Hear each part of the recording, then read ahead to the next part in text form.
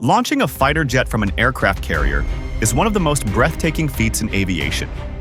Imagine a 30-ton machine going from 0 to over 150 miles per hour in just a couple of seconds, all from the deck of a moving ship. So, what really happens during an aircraft carrier takeoff? Let's break it down. Unlike land-based runways that stretch for miles, an aircraft carrier's flight deck is only about 300 meters long. Not nearly enough for a fighter jet to take off on its own.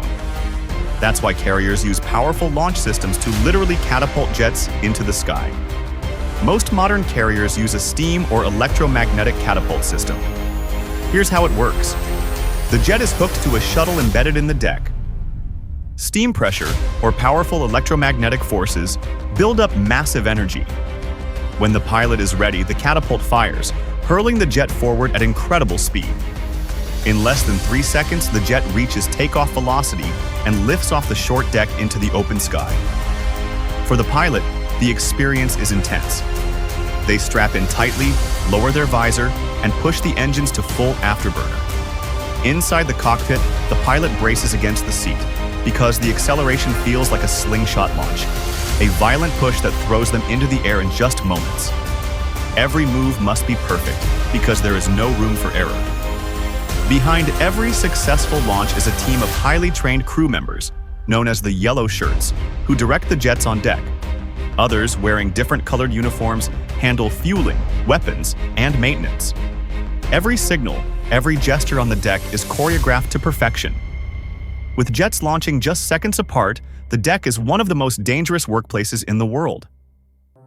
Some carriers, like those used by the UK, India, and China, don't use catapults.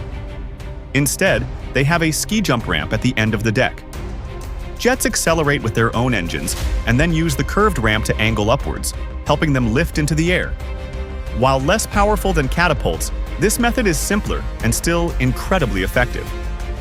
But what happens if a jet can't take off properly? Pilots are trained for every scenario.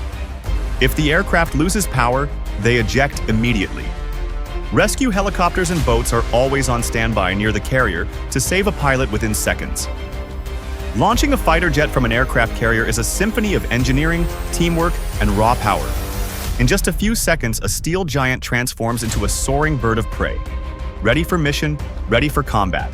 It's one of the most dramatic and dangerous takeoffs in the world, and yet it happens flawlessly every single day.